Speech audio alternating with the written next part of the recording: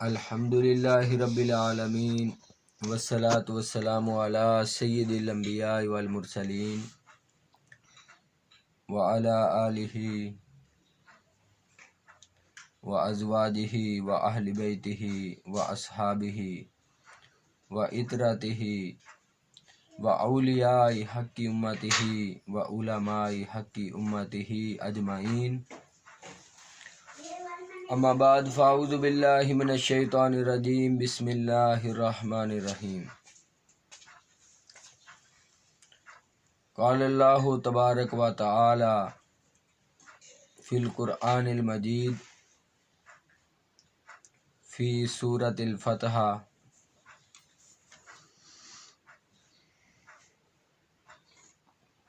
محمد الرسول اللہ والذین معہ اشداء علی الکفار رحماء بینہم تراہم رکعا سجدا یبتغون فضلا من اللہ ورضوانا سیماہم فی وجوہہم من اثر السجود ذالک مثلہم فی التوراۃ ومثلہم فی الانجیل کزرع اخرج شطأہ فآزرہ فاستغلظ فاستوی علی سوقہ یعجب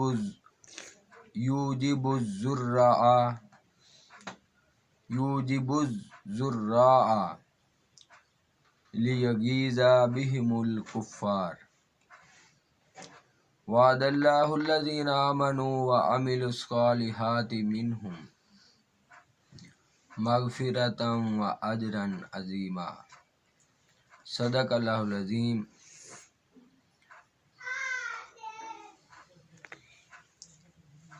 قال النبی صلی اللہ علیہ وسلم: العلم ورثۃ الانبیاء۔ قال اللہ تبارک و تعالی فی القرآن المجید فی شان حبیبہ: ان اللہ وملائکتہ یصلون علی النبی یا ایھا الذین آمنوا صلوا علیہ وسلموا تسلیما۔ الصلاۃ والسلام علیک یا سیدی یا رسول اللہ وعلی آلک واصحابک یا سیدی یا رسول الملاحم۔ اللہ پاک کی حمد و ثنا اور حضور سید عالم تاجدار مدینہ سرور قلب و سینہ معطر پسینہ ان کی ذات بابرکات، ذات مقدسہ، ذات عالیہ پر نذرانہ درود اسلام کے بعد اپنے تمام پاکستان اور پوری دنیا کے تمام مسلمان بھائیوں، بہنوں، بزرگوں کو اور اپنی جو اللہ اور رسول کی اسلامی جماعت ہے، اللہ اور اس کے رسول کے دین کی دنیا تحریک اسلام کے تمام ساتھیوں کو السلام علیکم ورحمۃ اللہ وبرکاتہ۔ تو آج کا یہ جو کلپ ہے، یہ جو ویڈیو ہے، درس قرآن بھی ہے، اس میں اس کا موضوع کیا ہے؟ اس کا موضوع یہ ہے کہ ہر بندہ چاہتا ہے کہ میں حضور پاک علیہ الصلوۃ والسلام کا غلام بنوں، ان کا ساتھی بنوں، ان کے دین کا کام کروں۔ قرآن پاک میں اللہ پاک نے کون سی نشانیاں بیان کی ہیں؟ یہ جو میں نے آیت کریمہ تلاوت کی ہے، ذرا ماشاءاللہ لمبی آیت ہے، تو اس میں اللہ پاک نے وہ نشانیاں، وہ کوالٹیز، وہ خوبیاں، وہ خصلتیں بیان کی ہیں کہ جو جس بندے میں، جس مسلمان میں یہ خوبیاں ہوں، وہ حضور پاک علیہ الصلوۃ والسلام کا ساتھی ہے۔ یہ اس ویڈیو کا موضوع ہے کہ حضور علیہ الصلوۃ والسلام کا ساتھی بننے کے لیے کن چیزوں کا، کن خوبیوں کا ہونا ضروری ہے۔ تو اگر یہ خوبیاں کسی بندے میں نہ ہوں تو وہ صحیح معنوں میں قرآن کی روح سے وہ حضور پاک کا ساتھی نہیں، نہ دنیا میں نہ آخرت میں۔ تو اپنا یہ موضوع شروع کرنے سے پہلے میری تمام مسلمان بہنوں، بھائیوں، بزرگوں، دنیا تحریک اسلام DTI کے ساتھیوں سے میری گزارش ہے کہ یہ اللہ اور اس کے رسول کے دین کو غالب کرنے والا یہ جو چینل ہے پاکستان اور پوری دنیا میں، اس کو سبسکرائب کریں، گھنٹی کے بٹن کو دبائیں، اور اس کی ہر ویڈیو جو آپ نے یہ پہلی دفعہ دیکھی ہے، یہ جو پہلے ہیں وہ بھی آپ دیکھیں اور آگے لوگوں میں شیئر کریں، آگے پھیلائیں، جیسے یہ دین پھیل پھیل کر شیئر ہو کر ہم تک پہنچا، ایسے آگے بھی پہنچائیں۔ اگر کسی نے عمل کر لیا تو وہ آپ کو ثواب جاریہ قبر میں بھی ملتا رہے گا۔ تو اس طرح یہ جو اسلامی مشن ہے، اس کی سپورٹ بھی ہو جائے گی، اسلام کی سپورٹ بھی ہو جائے گی۔ جب سبسکرائبر بڑھیں گے، ویوز بڑھیں گے، تو وہ جو ارننگ آئے گی، میں نے آپ کو بتایا کہ اس میں میری جو ذاتی ضروریات ہے، بنیادی ضروریات، وہ میں خرچ کر کے باقی جتنا بھی سوشل میڈیا کے کسی بھی چینل سے، کسی بھی راستے سے، کسی بھی وے سے مجھے جتنی بھی ارننگ اللہ پاک عطا کریں گے آپ سب مسلمان بھائیوں کی سپورٹ سے، وہ ساری میں مسجد اور مدرسہ جو الحمدللہ بہت بڑا ہم نے لاہور میں بنانا ہے، دنیا تحریک اسلام DTI کا،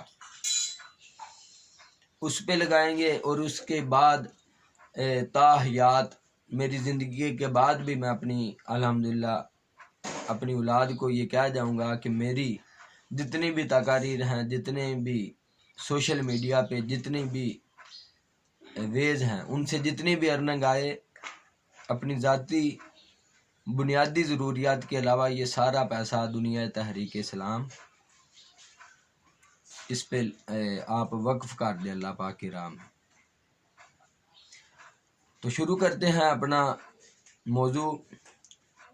اللہ پاک فرماتے ہیں سورہ فتح پارہ نمبر 26 آیت نمبر 29، آیت نمبر 29، آخری آیت ہے سورت کی۔ اللہ پاک فرماتے ہیں محمد الرسول اللہ، محمد صلی اللہ علیہ وسلم اللہ کے رسول ہیں، والذین معہ، اور ان کے ساتھ والے، ان کے ساتھ والے۔ اب ان کے ساتھ والے کون؟ آگے اللہ پاک نے ان کی خوبیاں، کوالٹیز بیان کرنے لگے ہیں۔ یہ ذرا بہت ہی توجہ طلب ہے۔ جس نے بھی حضور پاک کا پکا سچا ساتھی بننا ہے تو وہ اپنے اندر دیکھے کہ یہ میرے اندر خوبیاں ہیں یا نہیں۔ اگر نہیں ہے تو اگر حضور پاک کا ساتھی اس نے بننا ہے پکا سچا تو وہ اپنے اندر یہ کوالٹیز لائے۔ اب یہ جو آیت کریمہ نازل اللہ پاک نے کی ہے، یہ حضور پاک کے جو اصحاب تھے ان کے حق میں نازل ہوئی ہے۔ تو کئی لوگ کہتے ہیں یہ تو ان کے لیے، ہمارے لیے تو نہیں۔ تو ایک قرآن پاک کی طویل خاص ہے اور ایک طویل عام ہے۔ طویل خاص شان نزول کے کن لوگوں پر یہ نازل ہوئی، اور طویل عام میں قیامت تک کے مسلمانوں کے لیے اس آیت میں سبق ہے کہ آپ بھی اس پہ عمل کریں۔ جو لوگ کہتے ہیں کہ یہ تو ان کے لیے تھی، اس طرح تو یہ پورا قرآن ہی تب نازل ہوا تھا، شان نزول بھی اس زمانے کی تھی، اللہ پاک ان سے بھی مخاطب تھے، اور کئی آیتوں میں سارے مومنین سے بھی، ساری دنیا کے لوگوں سے بھی مخاطب ہے۔ تو یہ تو پھر قرآن ان کے اوپر ان سے مخاطب تھا تو یہ ان کے لیے ہوتا، ہم اس پہ عمل ہی نہ کرتے۔ پھر ایسا بھائی نہیں ہے۔ یہ جو بھی اللہ پاک نے قرآن پاک میں حکم یا خوبیاں بیان کی ہیں، یہ اس وقت کے مسلمانوں کے لیے بھی تھے اور قیامت تک کے مسلمانوں کے لیے بھی ہیں۔ اب پہلی کوالٹی، پہلی خوبی، والذین معہ، حضور پاک کے ساتھیوں کی پہلی خوبی کیا ہے؟ اشداء علی الکفار، کافروں پر سخت ہیں، کافروں پر سخت ہیں، جیسا کہ شیر شکار پر سخت ہوتا ہے، اور صحابہ کا تشدد کفار کے ساتھ اس حد پر تھا کہ وہ لحاظ رکھتے تھے کہ ان کا بدن کسی کافر کے بدن سے نہ چھو جائے، اور ان کے کپڑے کسی کافر کا کپڑا نہ، اور ان کے کپڑوں سے کسی کافر کا کپڑا نہ لگنے پائے۔ اشداء علی الکفار کے کافروں پر سخت ہیں، وہ اس درجے کا نہ اپنا، وہ کافروں سے ان کے ساتھ اپنے کپڑے نہیں لگاتے تھے، اپنا جسم نہیں لگاتے تھے کہ وہ نجس ہیں۔ انہوں نے حضور پاک علیہ الصلوۃ والسلام کا کلمہ نہیں پڑھا، مسلمان نہیں ہوئے۔ تو یہ کافروں پر سخت جو ہونے کی خوبیاں یہ ہے، ایک تو ان سے نہ زیادہ ملاؤ نہیں کرنا، ان کے زیادہ اندر نہیں جانا۔ جیسے اللہ پاک نے فرمایا یا ایھا الذین آمنوا لا تتخذوا اليہود والنصارى اولیاء بعضهم اولیاء بعض ومن یتولھم منکم فانہ منہم واللہ لا یہدی القوم الظالمین۔ کیا ایمان والو، یہود و نصارہ کو اپنا دوست نہ بناؤ، وہ آپس میں ایک دوسرے کے دوست ہیں، اور تم میں سے جو ان کو دوست بنائے گا وہ انہی میں سے ہو جائے گا، کہ وہ یہودی اور نصرانی پھر ہو جائے گا، وہ مسلمان نہیں رہے گا، اور اللہ ظالم قوم کو ہدایت نہیں دیتا۔ یہ اس آیت کا ترجمہ۔ تو یہ جو خوبی ہے پہلی، اشداء علی الکفار، یہ جو میدان جہاد ہے اس میں یہ کافروں پر سخت ہے۔ انفرادی طور پہ ہم نے کافروں کے ساتھ بھی اچھا اخلاق رکھنا ہے، ان کے ساتھ بھی ہم نے، حضور پاک علیہ الصلوۃ والسلام نے جو ہمیں اخلاق حسنہ سکھایا وہ بھی ہم نے ان کے ساتھ اخلاق سے پیش آنا ہے۔ انفرادی طور پہ کفار کے ساتھ ہو سکتا ہے وہ ہمارے اخلاق سے جو ہم نے اپنے نبی صلی اللہ علیہ وآلہ وسلم سے سیکھا ہے اس سے وہ متاثر ہو کے وہ کلمہ پڑھ لیں۔ تو اس طرح اشداء علی الکفار کے میدان جنگ میں سخت ہیں،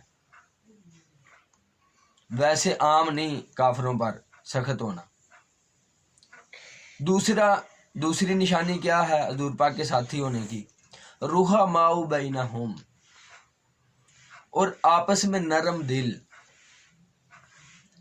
جو بھی مسلمان کلمہ گو ہے، جس نے حضور پاک علیہ الصلوۃ والسلام کا کلمہ پڑھا ہے، اگر تو وہ آپس میں رحماء بینہم ہیں، قرآن کی نص قرآنی سے، قرآن کی روح سے، وہ آپس میں نرم دل ہیں، آپس میں ایک دوسرے سے محبت کرتے ہیں، آپس میں ایک دوسرے کی غمخواری کرتے ہیں، آپس میں جو ان کا مسلمان بھائی ہے مظلوم ہے اس کا ساتھ دیتے ہیں، ایک دوسرے کے دکھ درد میں شریک ہوتے ہیں، ایک دوسرے کی مالی معاونت کرتے ہیں۔ ہر معاملے میں اگر ایک کلمہ گو دوسرے کلمہ گو کا جو بھی ہر طرح سے اس کے ساتھ محبت، عقیدت، شفقت کرے، رحماء بینہم، وہ حضور پاک کا ساتھی ہے۔ سخت صرف کافروں پہ ہونا، وہ بھی میدان جنگ میں، میدان جنگ کے علاوہ کافروں پہ بھی سخت نہیں ہونا، ان کے ساتھ بھی اچھا اخلاق اختیار کرنا ہے۔ اور آج جو مسلمان کلمہ گو ہو کر ایک دوسرے مسلمانوں سے نفرت کرتے ہیں، سلام نہیں لیتے، ان کی طرف دیکھتے نہیں، ان کی مسجدوں میں نماز پڑھنے جماعت کے ساتھ درکنار اکیلے نہیں جاتے، ان کے ساتھ رشتہ داریاں نہیں کرتے، ان کے ساتھ بیٹھ کے کھانا نہیں کھاتے، اتنی نفرتیں کرتے، ان کے ساتھ سلام تک نہیں کرتے، تو یہ تو حضور پاک کے ساتھی ہونے کی نشانی نہیں ہے۔ یہ تو اخلاق اچھا کافروں کے ساتھ بھی رکھتے ہیں حضور پاک کے جو ساتھی ہیں انفرادی طور پہ۔ تو جو مسلمان ہی آپس میں ایک دوسرے کے دشمن ہیں، ایک دوسرے سے نفرت کرتے ہیں، ایک دوسرے کے غمخواری نہیں کرتے، وہ کیسے حضور پاک کے ساتھی ہو سکتے؟ اس آیت کی روح سے صرف حضور پاک کے ساتھی وہ ہیں، تب بھی صحابہ کرام میں یہ کوالٹیز اللہ پاک ان کی بیان کر رہا ہے، اور آج بھی جن لوگوں میں یہ کوالٹیز ہوں گی وہ حضور پاک کے ساتھی ہو سکتے ہیں۔ وہ قبر میں جائیں گے کہ تو حضور پاک ان کی قبر میں تشریف لائیں گے، ان کا ساتھ دیں گے، وہ حضور پاک کی دنیا سے جاتے ہی بارگاہ میں پیش ہو جائیں گے، حضور پاک کی محفل اقدس جہاں لگتی ہے وہاں وہ بیٹھ جائیں گے جاتے ہی، اور حضور پاک انہیں حوض کوثر بھی پلائیں گے، جنت میں بھی ساتھ لے کے جائیں گے، جن میں یہ کوالٹیز ہے رحماء بینہم۔ اور جن مسلمان کلمہ گاؤں میں یہ کوالٹی نہیں ہے وہ حضور علیہ الصلوۃ والسلام کے ساتھی قطعاً نہیں ہیں۔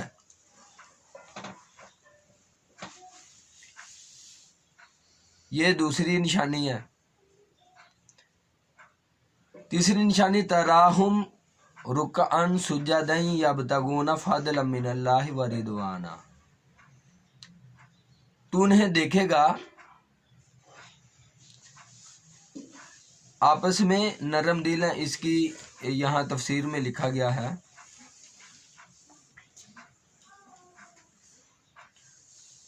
82 نمبر، ایک دوسرے پر محبت و مہربانی کرنے والے، رحماء بینہم، ایک دوسرے پر محبت و مہربانی کرنے والے، جیسے باپ بیٹے میں ہو، جیسے سگے باپ بیٹے میں محبت ہوتی ہے نا، وہ اس کی ہر طرح کی، اسے اگر مرض اس کی دوائی کا انتظام کرتا، اس کے سردیوں کے کپڑوں کے انتظام، گرمیوں کے، اس کی فیسیں اتنی زیادہ فیسیں، اور جو اپنی سگی اولاد کے لیے ماں باپ کے دل میں ہمدردی ہوتی ہے، تو تفسیر میں لکھا گیا ایسی ہمدردی ہو رحماء بینہم کی، پھر وہ حضور پاک کا ساتھی ہونے کا اہل ہے۔ اور یہ محبت اس حد تک پہنچ گئی کہ جب ایک مومن دوسرے کو دیکھتا تو فرط محبت سے مصافحہ و معانقہ کرتا۔ یہ رحماء بینہم، اس کی تفسیر صحابہ کرام میں ایسے ہوگی کہ وہ ایک دوسرے کو دیکھتے جاتے، ان کے دل خوش ہو جاتے، ان کے چہرے کھل اٹھتے گلاب کے پھول کی طرح، وہ ایک دوسرے سے سلام لیتے اور ایک دوسرے کو گلے لگاتے۔ آج کلمہ کو کیا کر رہے ہیں، فرقہ ہوئے ہوئے، ایک دوسرے کے فرقوں کو دیکھنا گوارا نہیں کرتے، دور سے ہی مشابت جو ڈریسنگ ہے ہر فرقے کی علیحدہ، دور سے ہی دیکھتے ہیں، یہ اور فرقے کا دیکھتے ہی نہیں اس کی طرف، جب دیکھتے نہیں سلام لینا، معانقہ کرنا، مصافحہ کرنا، رشتہ داری کرنا، اس کے ساتھ کھانا، معاملات کرنا، اس کے ساتھ بیٹھنا اٹھنا، دین کے معاملات کرنا، دین کی باتیں سیکھنا سکھانا، ان کی مسجدوں میں جانا، یہ بعد کی چیزیں، دیکھتے ہی پتہ چل جاتا کہ یہ اور ہے، تو اس کی طرف دیکھتے ہی نہیں اگلے معاملات کیا کرنے، تو یہ رحماء بینہم نہیں ہے، ان میں رحماء بینہم نہیں ہے۔ یہ جو آپس میں اخلاق رکھتے ہیں یہ تو کافروں کے ساتھ بھی نہیں رکھنا چاہیے۔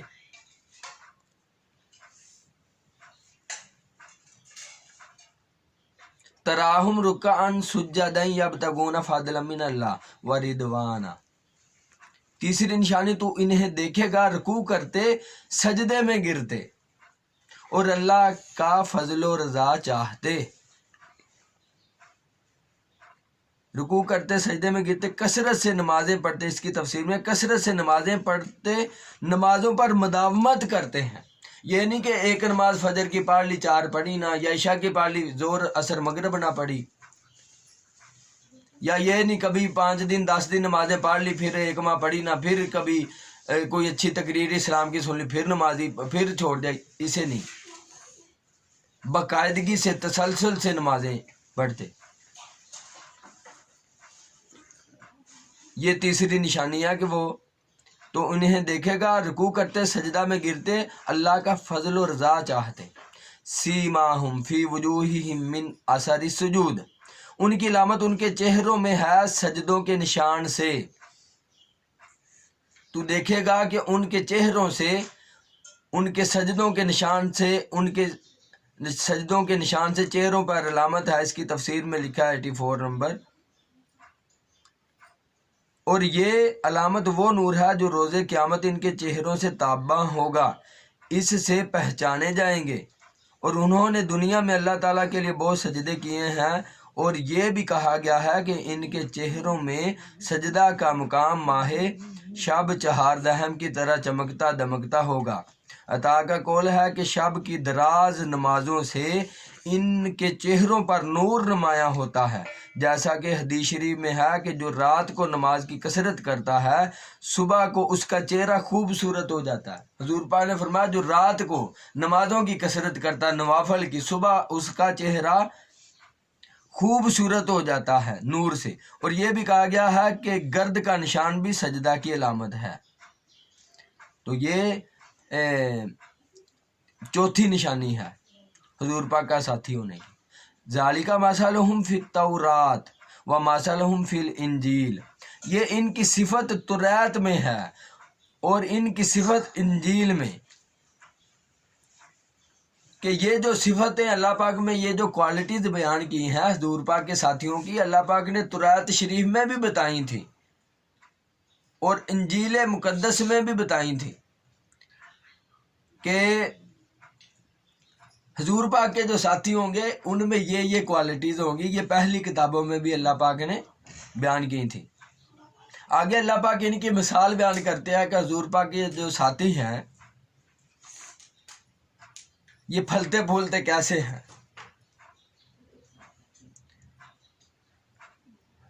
کزر ان اخرج شطاہ فآزرہ، جیسے ایک کھیتی اس نے اپنا پٹھا نکالا. پٹھا کہتے ہیں جو تنکا پودے کا چھوٹا سا نکلتا ہے. جیسے ایک کھیتی، یہ حضور پاک کے جو ساتھی ہیں یہ کیسے ہوتے ہیں؟ جیسے ایک کھیتی اس نے اپنا پٹھا نکالا، چھوٹا سا جو پودا نکلتا ہے. فآزرہ فاستغلظ فاستوى علی سوقہ، پھر اسے طاقت دی، پھر دبیز ہوئی. کہ جب وہ چھوٹا سا تنکا نکلتا فصل کا تو اسے جب طاقت ملتی ہے، دبیز ہوتا موٹا ہونا.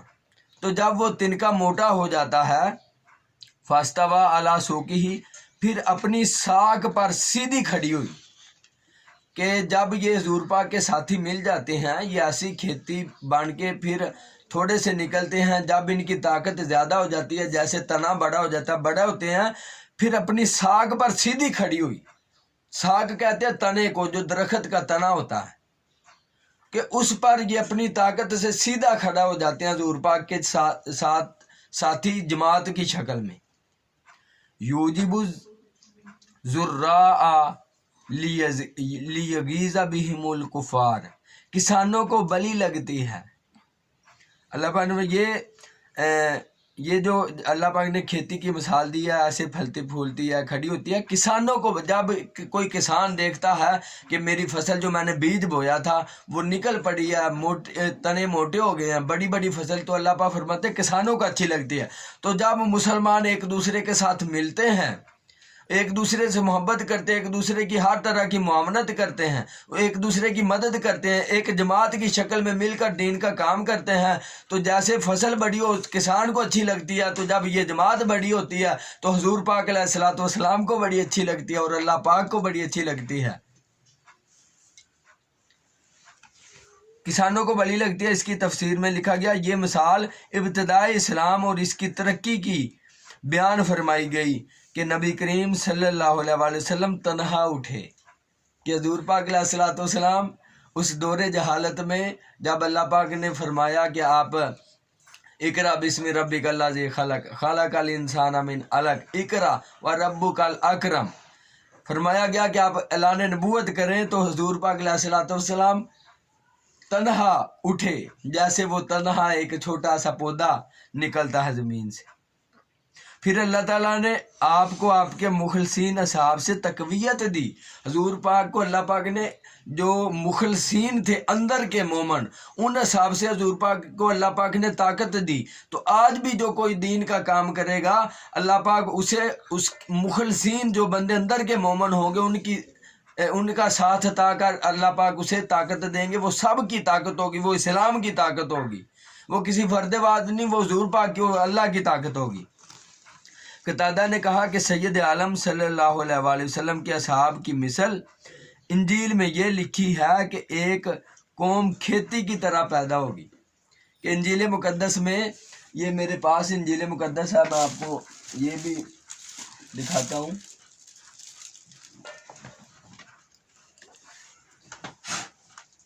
ماشاءاللہ یہ انجیل مقدس جو اللہ پاک نے حضرت عیسیٰ علیہ السلام پر نازل فرمائی. تو قرآن پاک اس کی بھی تصدیق کرتا. اس میں ہاں رد و بدل کئی چیزوں میں ہو گئی ہے، تو ہم اگر اسے پڑھیں تو اس میں سے پتہ چل جاتا ہے جو بندہ مومن ہو اندر کا کہ یہ کون سی بات اللہ پاک کی نازل کردہ اور کون سی بات خود سے گڑھی ہوئی ہے. تو یہ اللہ پاک نے اس کتاب میں کیا حضور پاک کی مثال دی کہ ایک قوم کھیتی کی طرح پیدا ہوگی، وہ نیکیوں کا حکم کریں گے.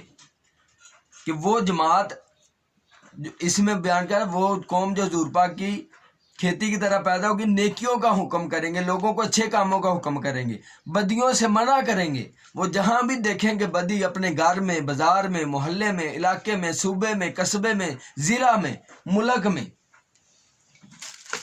पूरी दुनिया में, हत्ता कि जहाँ भी बुराई देखेंगे वो मना करेंगे अपनी ताकत और इस्तात के लिहाज से।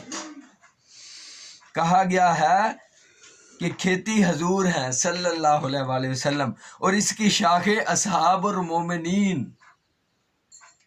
तो इस आयत मुबारका में अल्लाह पाक ने ये मिसाल बयान फरमाई कि ये खेती जो फलती फूलती है, जमात जो बड़ी होती है, किसानों को जैसे खेती अच्छी लगती है, ऐसे ही जो भी इस्लामी काम की जमात है जब वो फलती फूलती है, हुज़ूर पाक अलैहिस्सलाम को बड़ी खुशी होती है अल्लाह पाक को, क्योंकि ये मुसलमानों की जो जमात है फसल ये अल्लाह पाक की और हुज़ूर पाक अलैहिस्सलाम की फसल है।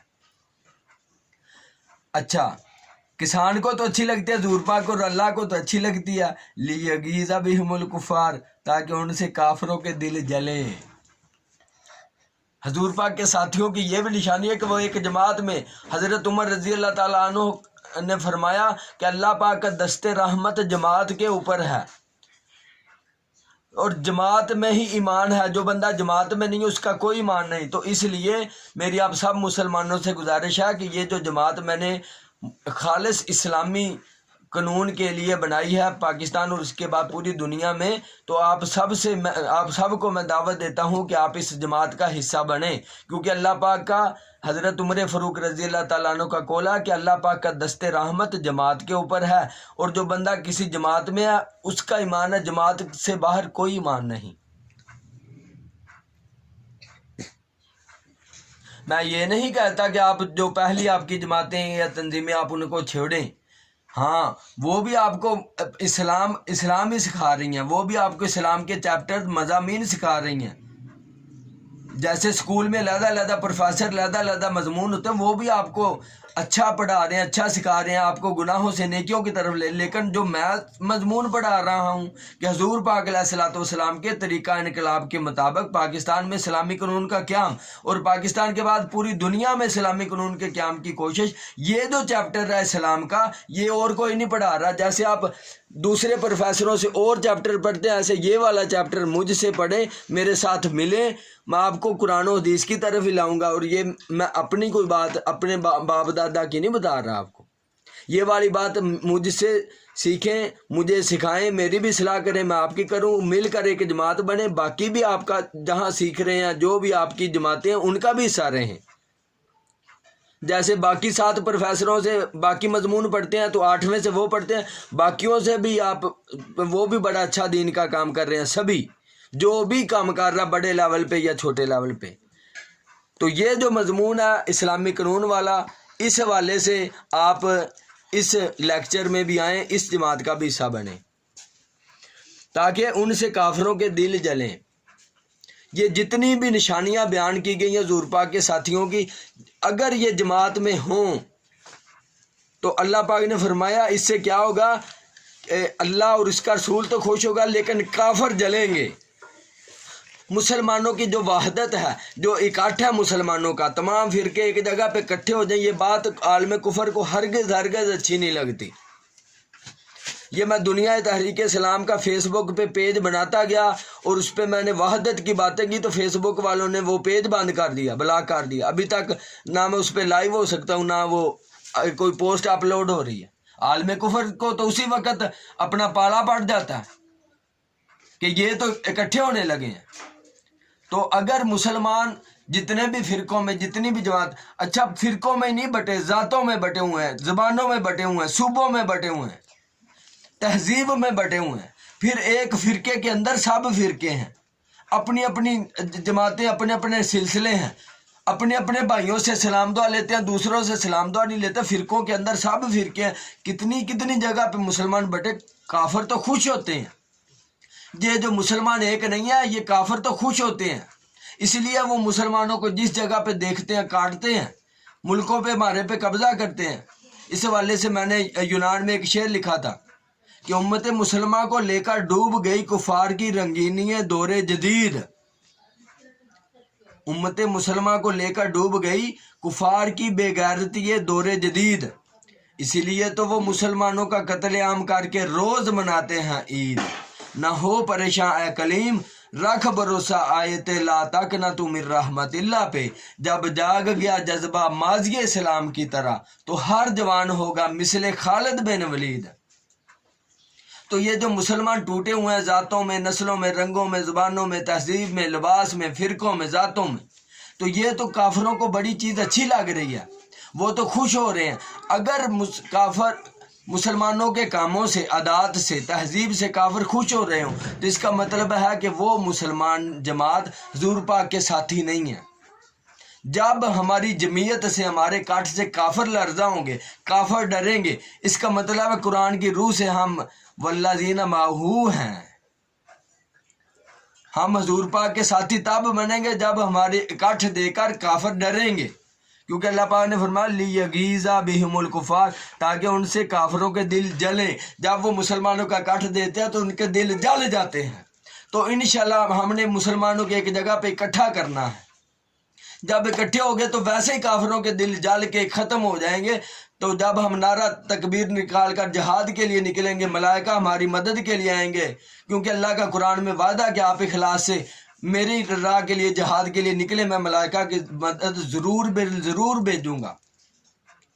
تو اس کے بارے میں علامہ اقبال رحمۃ اللہ علیہ نے فرمایا، فضائے بدر پیدا کر آج بھی تیری نصرت کو،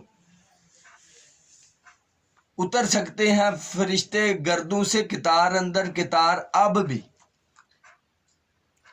کہ تم فضائے بدر تو پیدا کرو، کہ جیسے وہ 313 میں اتنا جذبہ اسلامی تھا، اتنا اللہ پاک کا ذوق شوق، حضور پاک کی محبت اور اللہ پاک پہ یقین تھا، وہ 313 میدان لگا کر کھڑے ہو گئے 1000 کے مقابلے میں، اور ان کے پاس جدید اسلحہ، ان کے پاس کچھ بھی نہیں۔ تو اللہ پاک نے ملائکہ بھیجے۔ قرآن پاک میں اللہ ارشاد فرماتا وَلَقَدْ نَصَرَكُمُ اللَّهُ بِبَدْرٍ وَأَنْتُمْ أَذِلَّةٌ، اور پس تحقیق ناصرکم اللہ، اللہ پاک نے تمہاری مدد کی، ببادرن، بدر، یوم بدر، جنگ بدر کے دن، وانتم اذلہ، اور تم بے سر و سامانی کی حالت میں تھے تب۔ تو اب بھی اگر ہم فضائے بدر پیدا کریں گے، چاہے ہم بے سر و سامانی کیا، ہمارے پاس دولت نہیں ہے، ہمارے پاس اچھی ٹیکنالوجی، ہمارے پاس اچھا اسلحہ نہیں ہے، لیکن اقبال رحمۃ اللہ فرماتے یہ ہماری زوال کا شکار نہیں ہے، سبب کچھ اور ہے تو جس کو خود سمجھتا ہے، سبب کچھ اور ہے تو جس کو خود سمجھتا ہے، زوال بندہ مومن کا بے زری سے نہیں۔ اقبال رحمۃ اللہ فرماتے ہیں مسلمانوں کا جو زوال ہے یہ اس وجہ سے نہیں کہ ان کے پاس دولت کم ہے، ان کے پاس دنیاوی متاع مال کم ہے، یا اسلحہ کم ہے، یہ ٹیکنالوجی کم ہے۔ مسلمانوں کا اصل زوال ہے کہ یہ شریعت کو چھوڑ چکے ہیں، یہ قرآن پاک کو چھوڑ چکے ہیں، یہ حضور پاک کی حدیث مبارکہ کو چھوڑ چکے ہیں، یہ اپنا قرآنی ٹائٹل جو مسلمان کا ہے وحدت کا وہ چھوڑ چکے ہیں، یہ بان چکے ہیں اہل حدیث، اہل تشیع، اہل سنت و جماعت حنفی بریلوی، اہل سنت و جماعت حنفی دیوبندی، اور ہر فرقے سے اندر بنے ہوئے کوئی سور وردی، نقشبندی، مجددی، مصطفی، طیبی، پتہ نہیں کتنے کتنے سور وردی فرقوں کے اندر اپنی اپنی جماعتیں بنا لی۔ تو قرآن میں تو یہ کوئی ٹائٹل نہیں ہے، قرآن میں صرف ٹائٹل ہے مسلمان، سماکم المسلمین، اللہ پاک نے فرمایا میں نے تمہارا نام مسلمان رکھا ہے۔ پھر جتنے انبیاء نے اپنے قرآن پاک میں فرمایا ہم مسلمان ہیں۔ ایک جگہ پہ اللہ پاک نے سورہ زمر میں حضور پاک کو حکم دیا کہ آپ فرمائیں کہ میں سب سے پہلے مسلمانوں میں سے ہوں۔ ایک جگہ پہ اللہ پاک نے مومنین کو دعا سکھائی، وَأَحْسَنُ قَوْلًا مِّمَّنْ دَعَا إِلَى اللَّهِ، اس کے آخر میں فرماتا وَإِنَّنِي مِنَ الْمُسْلِمِينَ، اور بے شک میں مسلمانوں میں سے ہوں۔ تو قرآن میں ہمارا ٹائٹل مسلمان ہے، تو باہر ہمیں گوارا ہی نہیں اللہ پاک کا دیا ہوا ٹائٹل، ہم کسی کو بتاتے نہیں۔ کوئی پوچھتا تو کیا ہے، کہتا ہے میں سنی، میں بریلوی، کوئی پوچھتا تو کون ہے، کہتا میں دیوبندی، کوئی پوچھتا تو کون ہے، کہتا میں شیعہ، کوئی پوچھتا تو کون ہے، کہتا میں اہل حدیث۔ تمہارا دیکھو تو صحیح قرآن و حدیث میں تمہارا ٹائٹل کیا ہے۔ تو اپنی وحدت کی طرف آئیں، اپنا قرآنی ٹائٹل رکھیں، ایمان اندر کی چیز، اپنے اختلاف جو اختلاف ہے حضور پاک کی امت میں وہ رحمت ہے۔ حضور پاک کی حدیث مبارکہ اختلاف امتی رحمتن، میری امت میں جو اختلاف ہے وہ رحمت ہے۔ تو جو اختلاف ہے، جو عقائد نظریات ہے وہ اندر کی، ایمان اندر کی چیز ہے۔ یہ جو ٹائٹل رکھا یہ باہر کی چیز ہے، جو اپنا اپنا پہناوا رکھا یہ باہر کی چیزیں ہیں۔ تو حضور پاک علیہ الصلوۃ والسلام کی حضور پاک علیہ الصلوۃ والسلام کی آپ پڑھیں کہ حضور پاک علیہ الصلوۃ والسلام کا پہناوا کیا تھا، تو سارے وہ پہناوا پہننا شروع کریں، اپنی اپنی جماعتوں کی جو نشانیاں ان کو چھوڑیں، وحدت کی طرف آئیں، اور باقی جو بعد میں تخلیق کردہ نام ہے وہ چھوڑے، قرآنی ٹائٹل اپنا، قرآن و حدیث کا ٹائٹل ہے ہمارا مسلمان مومن، یا ایھا الذین آمنو، متقین، مومنین، یہ ٹائٹل ہے، ان کے علاوہ کوئی ٹائٹل نہیں۔ تو جب یہ ہمارا مسلمان ٹائٹل ہوگا، ہمارا لباس حضور پاک والا ہوگا، تو دور سے کوئی ہمیں پہچان نہیں سکتا کہ یہ اہل حدیث ہے، یا اہل تشیع ہے، یا اہل سنت و جماعت حنفی دیوبندی ہے، یا اہل سنت و جماعت حنفی بریلوی ہے۔ دور سے جو دیکھے گا وہ یہی کہے گا کہ یہ مصطفی ہے، کیونکہ مصطفیٰ حضور پاک علیہ الصلوۃ والسلام کا صفاتی نام مبارک ہے۔ مصطفی کا مطلب ہے مصطفیٰ کا، اسی لیے میں نے اپنے نام، میرا آئی ڈی کارڈ پہ نام ہے ملک محمد کلیم اللہ، تو میں نے ملک کو بھی اتارا، کیونکہ اسلام میں ذات کا بھی کوئی جگہ، کوئی حیثیت، کوئی اوقات نہیں۔ پھر آگے طیبی لگایا تھا میں نے، میں آستانہ عالیہ حضرت کرمہ والا شریف کا مرید ہوں، تو میرے پیر صاحب کا نام بابا جی سید میر طیب علی شاہ بخاری، تو انہوں نے اپنے طیب نام کی نسبت سے اپنے مریدوں کو سب کو کہا طیبی لگائیں۔ اب یہ چھوٹی نسبت ہے، تو میں نے اپنے نام سے ملک بھی اتارا، تو ملک محمد کلیم اللہ طیبی تھا، پہلے ملک اتارا، ذات چھوڑی، پھر آگے چھوٹی نسبت چھوڑی طیبی کی، کیا لگایا؟ مصطفی، جو ٹائٹل ہمیں اقبال رحمۃ اللہ علیہ نے دیا، اور اقبال رحمۃ اللہ نے قرآن و حدیث کا ترجمہ اپنی شاعری میں کیا۔ اقبال رحمۃ اللہ فرماتے ہیں کہ بازو تیرا توحید کی قوت سے قوی ہے، اسلام تیرا جیسا تو مصطفی ہے، نظارہ درینہ زمانے کو دکھا دے، اے مصطفی خاک میں اس بت کو ملا دے۔ تو اس لیے آپ سب مصطفی بنے، آپ سب مسلمان بنے۔ اپنی ذات، اگر ذات آپ کو پسند ہے نا کہ ہم نے ذات ضرور رکھنی ہے، تو یہ ذاتیں کوئی اسلام میں مجھے بتائیں کس نبی کی ذات، جٹ بٹ رائیں رانا ٹوانا چدڑ ملک کھوکھر، کس نبی کی ہے بتائیں؟ آپ بڑے بڑے علماء سے پوچھیں، ذات بتائیں کسی نبی کی۔ 1,24,000 صحابہ کرام ہے، کسی صحابی کی مجھے ذات بتائیں، جٹ بٹ رانا ٹوانا ترخان موچی، کوئی نہیں ہے، کوئی بھی نہیں ہے، کوئی اوقات ہی نہیں ہے اسلام میں فرقے کی اور ذات کی۔ اللہ پاک نے قرآن پاک میں منع فرمایا فرقوں سے، وَاعْتَصِمُوا بِحَبْلِ اللَّهِ جَمِيعًا وَلَا تَفَرَّقُوا، لا تفرقوا، کہ فرقوں میں، گروہوں میں، مسلکوں میں بت بٹو۔ واضح احکام ہے، پھر بھی ہم نہیں مانتے اللہ پاک کی قرآن کے، اسی لیے ہم ذلیل و خوار ہیں، اسی لیے کافر ہمیں مار رہے ہیں۔ وہ زمانے میں معزز تھے مسلمان ہو کر، اور تم خوار ہوئے تارک قرآن ہو کر۔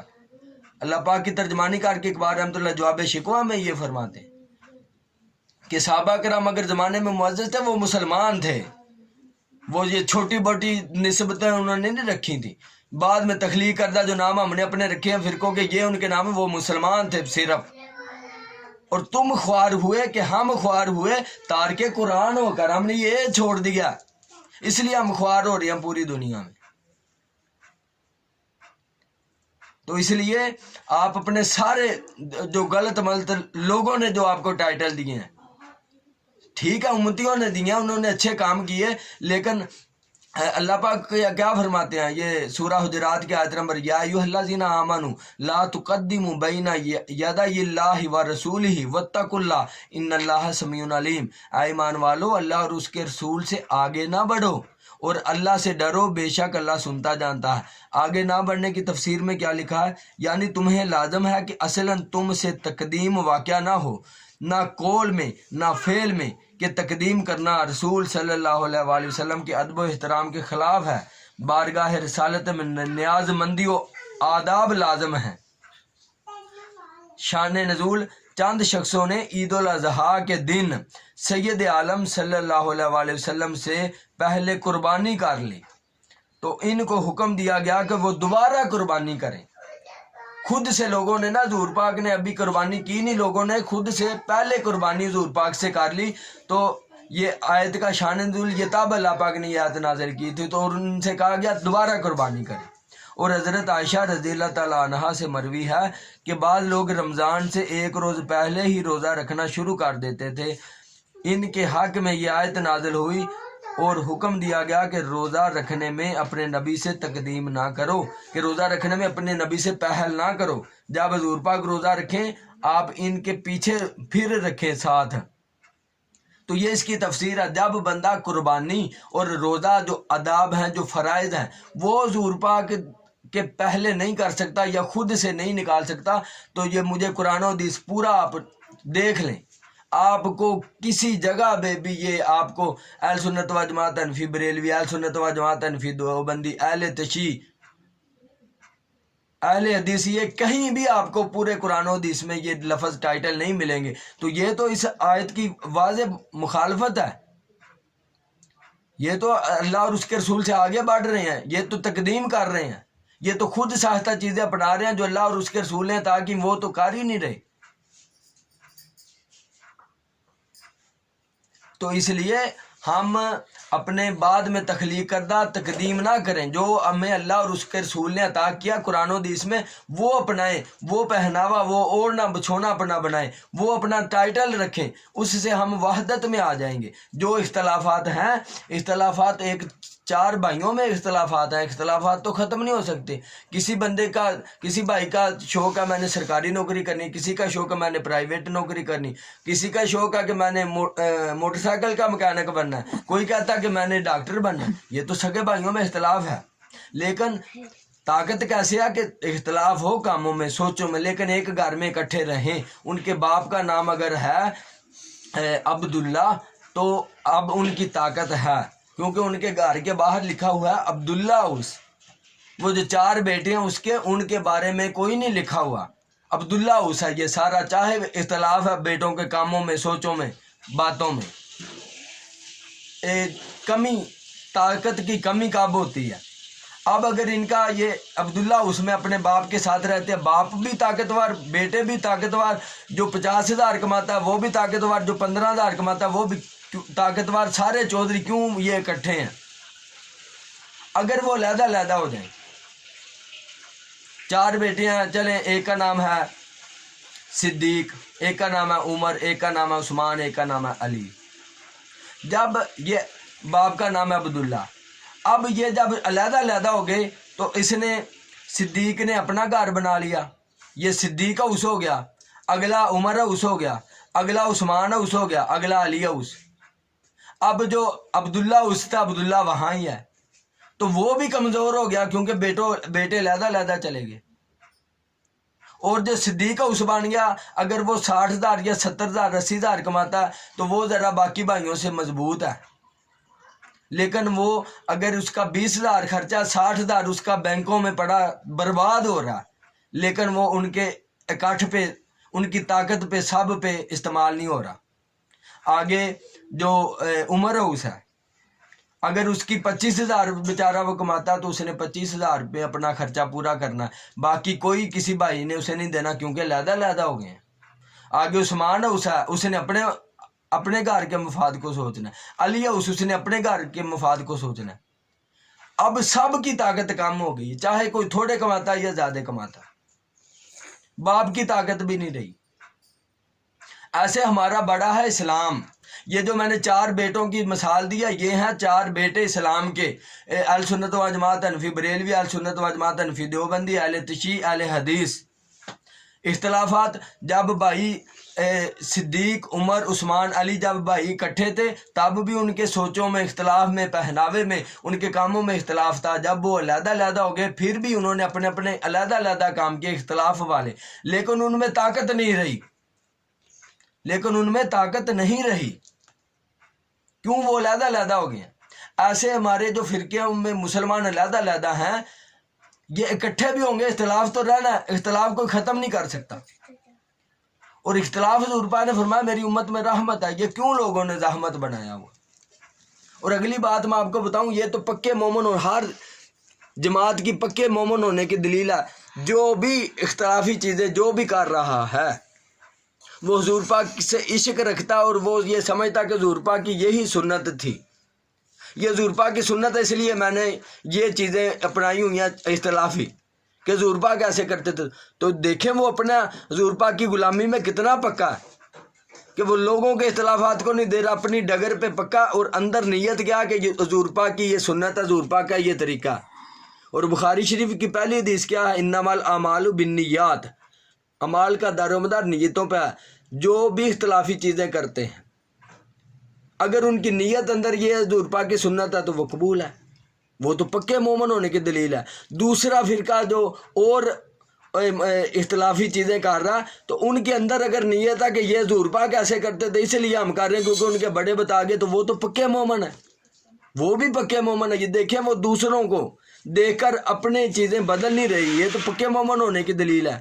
تو چاروں فرقے جو اختلافی چیزیں ہیں، چاروں فرقوں کے اندر نیت یہ ہے کہ یہ حضور پاک کی سنت ہے اس لیے ہم کر رہے ہیں، تو یہ چاروں پکے مومن ہیں۔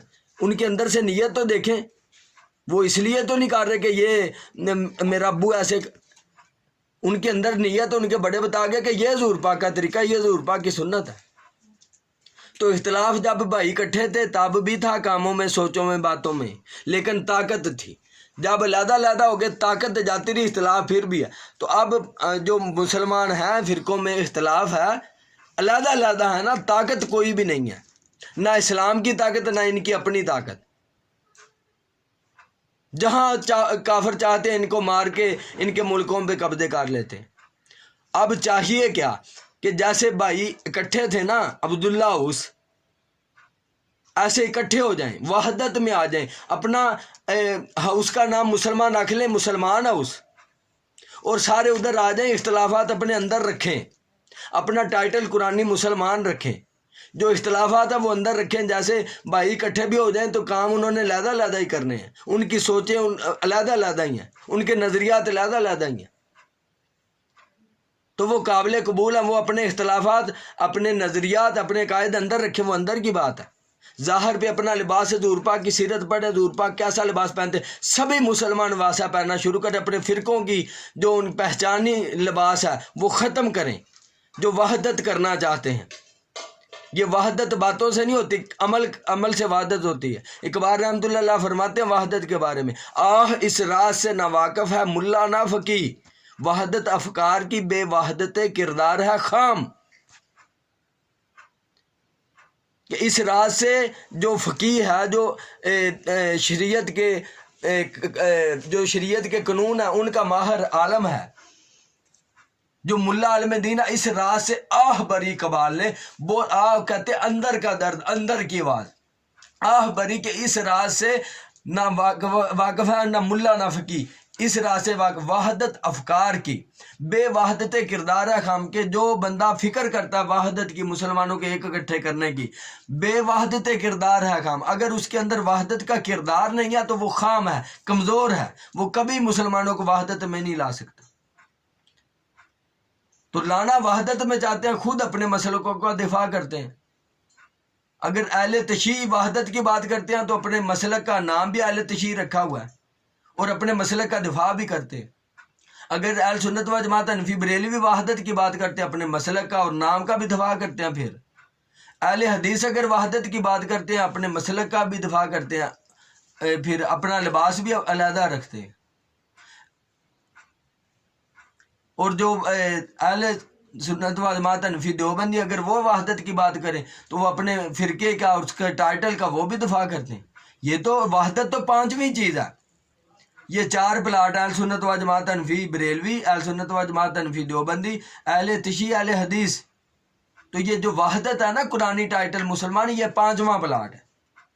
اگر کسی نے وحدت مسلمانوں میں کرانی ہے تو پہلے وہ اپنا پلاٹ، جو اپنا فرقے کا ٹائٹل ہے، اپنے فرقے کا رنگ ڈانگ لباس ہے، وہ چھوڑے، حضور پاک علیہ الصلوۃ والسلام والا لباس اپنائے اور اپنا ٹائٹل قرآنی رکھے، فرقے کا ٹائٹل چھوڑ کر۔ جیسے میں نے اپنا فرقے کا ٹائٹل اہل سنت و جماعت حنفی بریلوی چھوڑا ہے تو میں نے اپنا قرآنی ٹائٹل مسلمان رکھا ہے۔ تو جو بھی وحدت کا کام کرے پہلے اپنا ٹائٹل، اپنا لباس، فرقے کی پہچان، اپنے پلاٹ سے نکل کر پانچویں پلاٹ میں جو وحدت کا پلاٹ ہے، جو مسلمان کا قرآنی پلاٹ ہے، ٹائٹل ہے قرآنی، ادھر آ کر پھر آواز دے لوگوں کو وحدت کی طرف، مسلمان اپنا ٹائٹل رکھنے کی طرف، اپنے عقائد، نظریات، اختلافات وہ اندر رکھیں اپنے۔ وہ آپ کی نیت ہے کہ حضور پاک کا طریقہ سنت ہے تو آپ سب کے قابل قبول ہیں۔ کوئی بندہ کسی کو حضور پاک کی اگر اس کے اندر نیت ہے حضور پاک کا طریقہ سننا تو کوئی بندہ اسے روک نہیں سکتا. تو وہ 5واں جو پلاٹ اس میں جا کے وحدت کے لیے مسلمانوں کو بلائیں. پہلے خود اپنا ٹائٹل نام چھوڑے, خود اپنا نام مسلمان قرآنی نام رکھے. یہاں ہر فرقہ اپنے پلاٹ میں کھڑا ہو کے دوسروں کو کہہ رہا ہے وحدت کی طرف آئیں, مسلمانی کی طرف آئیں. تو وہ کہہ رہے ہیں بھائی پہلے اپنا پلاٹ تو چھوڑا نہیں, خود گھر سے نکلا نہیں, ہمیں بلا رہا ہے. پہلے بھائی خود گھر سے نکلے, 5ویں پلاٹ میں جائیں, قرآنی ٹائٹل مسلمان والے, اسلام والے, حضور پاک کا لباس اپنائیں, پھر ہم اکٹھے ہوں گے. جب ہمارا اکٹھ ہوگا, ہماری وحدت ہوگی, تو لیغیظ بہم الکفار, تاکہ ان سے کافروں کے دل جل جائیں گے. پھر کافروں کے دل جل جائیں گے, جب ان کے دل جل جائیں گے تو وہ ختم ہو جائیں گے ویسے ہی.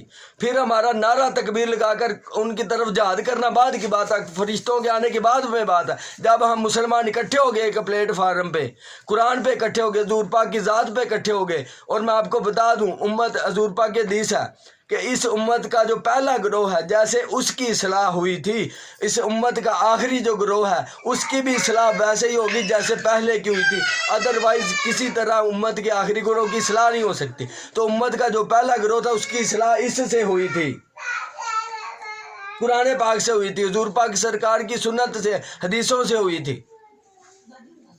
تو اگر اکٹھ کرنا مسلمانوں نے ایک بننا تو قرآن کی طرف آئیں, حضور پاک کی حدیثوں کی طرف آئیں, حضور پاک کے حدیثوں کی طرف, حضور پاک علیہ الصلوۃ والسلام کے لباس کی طرف آئیں. جب ہم ایک ہو گئے, کافر ویسے ہی جل جائیں گے, وہ راکھ ہو جائیں گے, وہ ویسے ہی ختم ہو جائیں گے. پھر انشاءاللہ ہم حضور پاک علیہ الصلوۃ والسلام کا جو طریقہ انقلاب ہے دنیا تحریک اسلام DTI کا, ہم پاکستان میں اسلامی قانون نافذ کریں گے حضور پاک علیہ الصلوۃ والسلام والا. اور اس کے بعد جیسے حضور پاک نے مکہ اور مدینہ میں اسلامی انقلاب لا کر کافروں کے ملکوں میں خط بھیجے تھے شاہ روم کو, فارس کو, کہ اسلام کلمہ پڑھو, اسلام قبول کرو.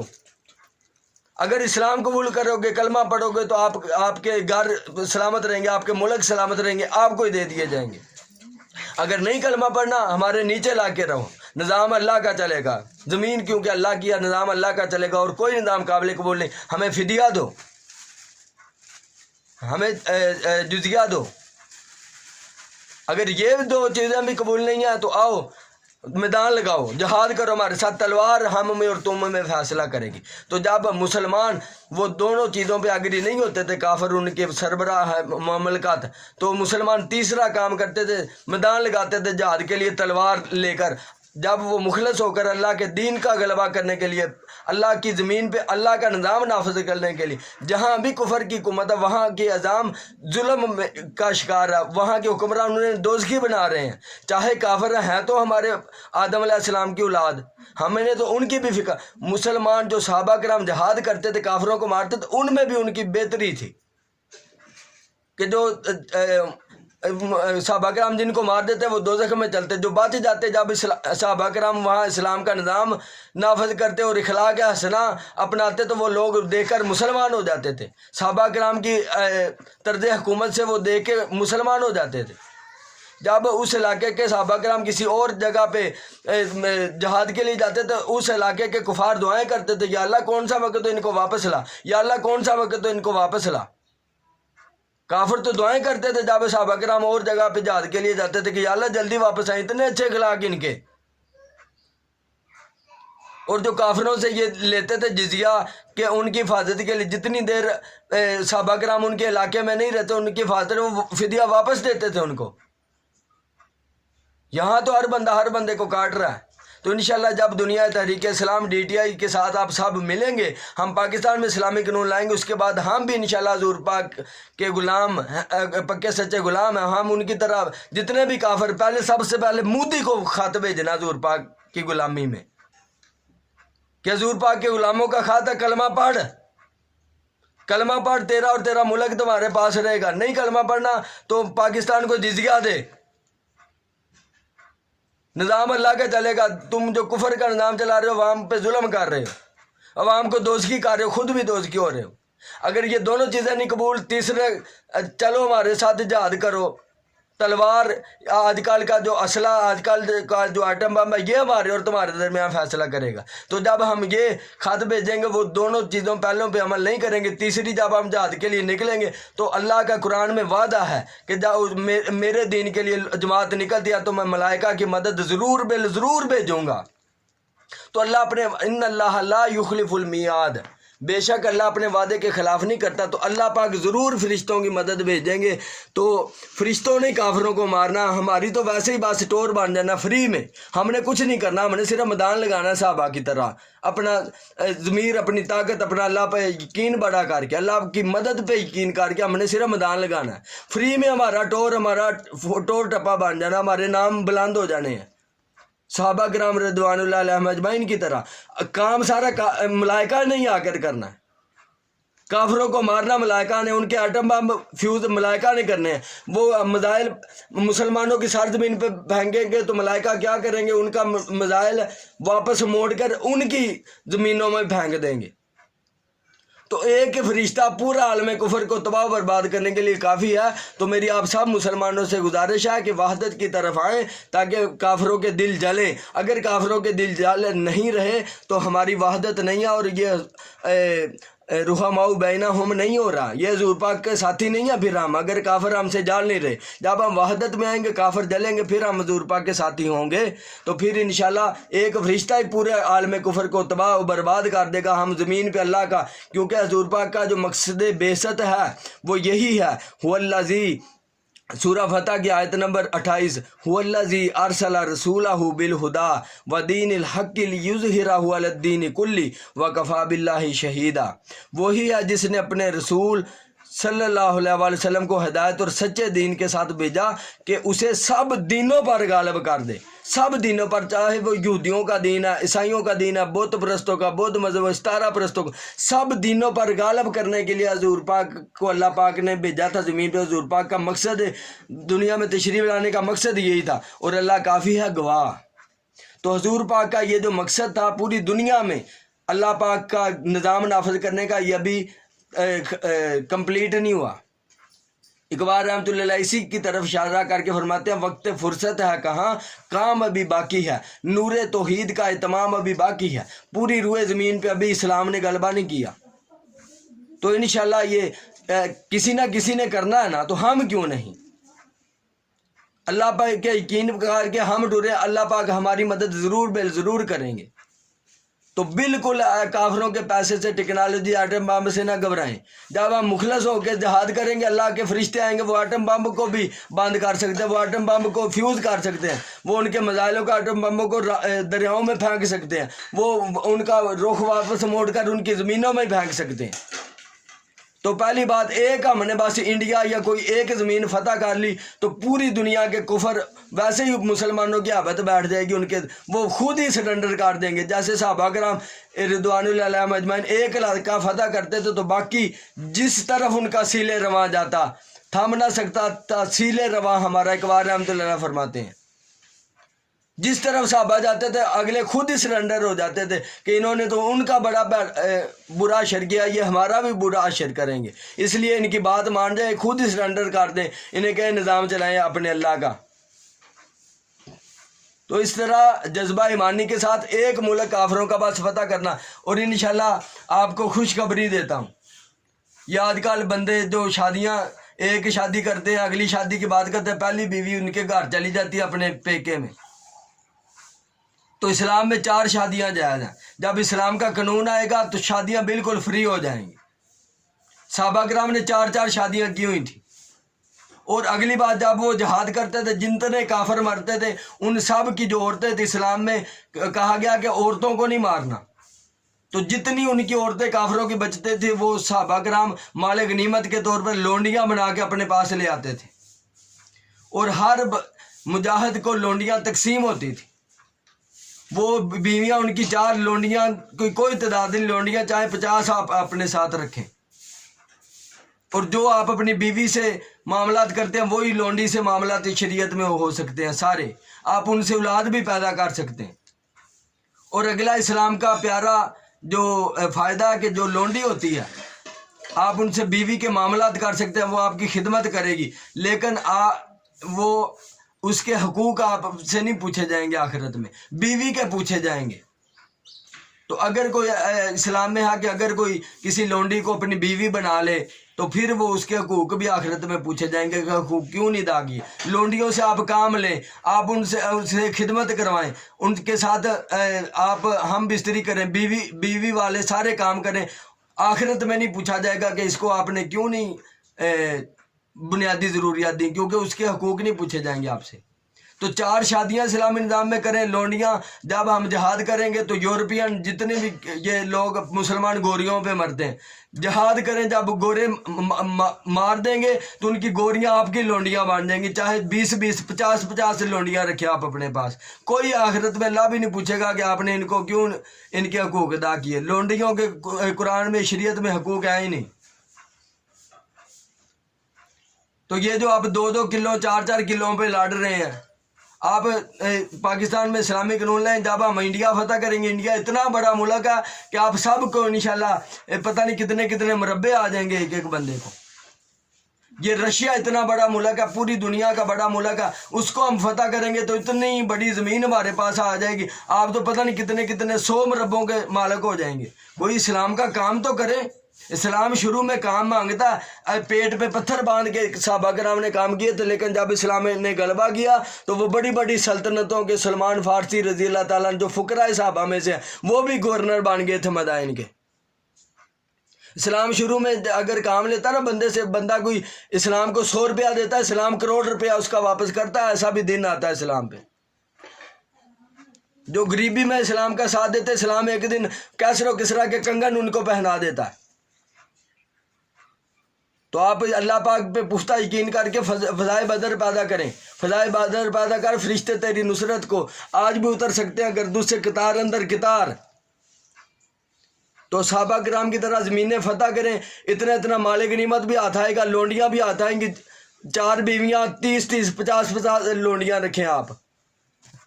بیویوں کے علاوہ آپ گناہ جو کر رہے ہیں، دوزخی جو بن رہے ہیں، تو جہاد کر کے آپ صحیح طریقہ اختیار کریں۔ مال آپ کے پاس کم ہے تو جہاد کر کے علاقہ فتح کرے، اتنے مربع آپ کے پاس آ جائیں گے، خوشحال بھی ہو جائیں گے، اللہ کا دین بھی غلبہ کر جائے گا۔ پھر عالم کفر کی کسی کی جرت نہیں ہوگی دور پا کے کوئی خاکے بنا جائے، کوئی گستاخی کر جائے، منافقوں میں سے بھی اور کافروں میں سے کسی کی جرت نہیں ہوگی، کوئی کام تو کرے اسلام کا۔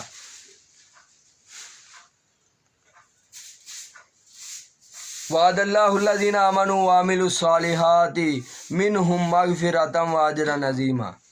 اللہ نے وعدہ کیا ان سے جو ان میں ایمان اور اچھے کاموں والے ہیں۔ اللہ پاک نے یہ جو پیچھے میں نے نشانیاں بیان کیا حضور پاک کے ساتھی کون ہیں، ان کے بارے میں اللہ نے وعدہ کیا ان سے جو ان میں ایمان اور اچھے کاموں والے ہیں۔ جو ایمان جن کا مضبوط ہے یا اچھے کام کرتا ہے، اللہ پاک نے وعدہ کیا ان سے کس چیز کا؟ مغفرۃ و اجرا عظیما، بخشش اور بڑے ثواب کا۔ تو یہ ہے قرآن، یہ ہے آئین، یہ ہے قانون پوری دنیا کا، نہ کہ صرف مسلمانوں کا۔ پاکستان کا جو آئین ہے 1973 کا آئین نہیں ہے، اصل یہ ہے آئین۔